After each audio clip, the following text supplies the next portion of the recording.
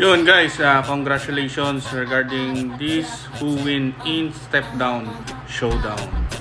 So 50 members of Discord and 50 members also from Team Reddit, including me.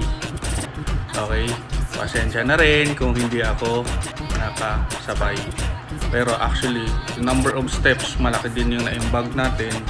Kaya nanalo ang ating Team Reddit. Congratulations to all Team Reddit community, especially in our official community in Sweat Economy, Team Reddit. So those 3 winners who win 25 USDT and 2,500 Sweat Economy and 2,000 Sweat Economy. Biruin mo yung 2,500, I think nasa 2,000 pesos. Yung 2,000 Sweat Economy nasa below 2,000 pesos. And this asset that you can use to your trading, pwede mo siyang paramihin i-trade sa ibang currency gaya ng Near Protocol, Toncoins, any asset that connected to Sweat Economy. So yung kagandahan kasi doon sa Sweat Economy, gaya ng sinasabi ko, mabilis ang pera dito sa official community.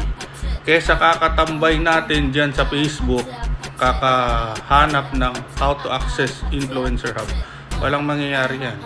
Kaya nang sabi ko, nandito sa application nyo yung sagot. Ganun lang kasimple po talaga yan. Ha? Enjoy!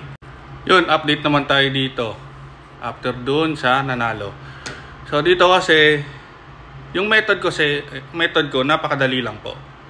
Napakasimple lang. So kung gusto mo talaga matuto dito sa Sweatcoin and Sweat Economy, sundin mo lang yung method ko kung paano ako maggabay sa iyo. Kasi kung isang tanong, isang sagot tayo, hindi ka matututo dito. Tatagal yung account mo, wala ka pa rin nalalaman kung paano mo talaga ito pagkakitaan itong Sweatcoin and Sweat Wallet mo. Ganun lang. Kaya sabi nila, ang dami ko daw paligoy-ligoy. So gaya naman ito, sabi sa akin, scammer. So ang linaw-linaw dyan, no? Hindi ko nga alam, huli ko lang na-realize meron naglagay dyan na moderator PH. So ibig sabihin, official tayo ng Sweatcoin in Philippine community. Ganun lang po kasimple.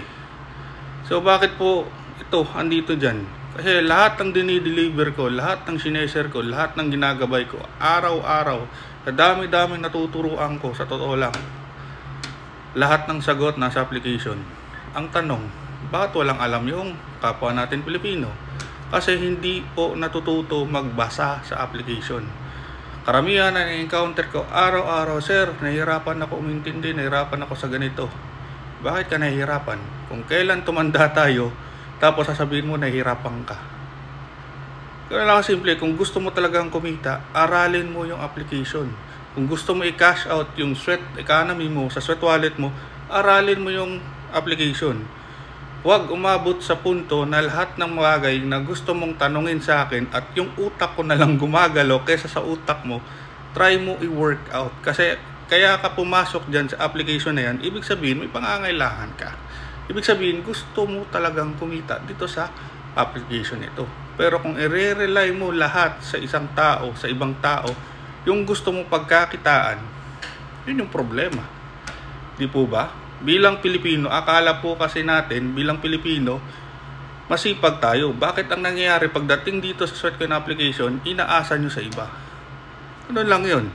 Kung gusto mo talagang kumita dito sa application, aralin mo siya. Kung gusto mo makarami ka ng invites, aralin mo yung Promote Sweatcoin Guidelines. Kasi andun lahat kung paano makarami ng invites. Okay?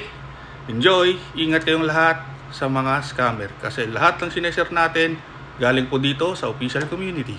Basahin nyo po yung pangalan dyan. Michael Torreverde, at your service.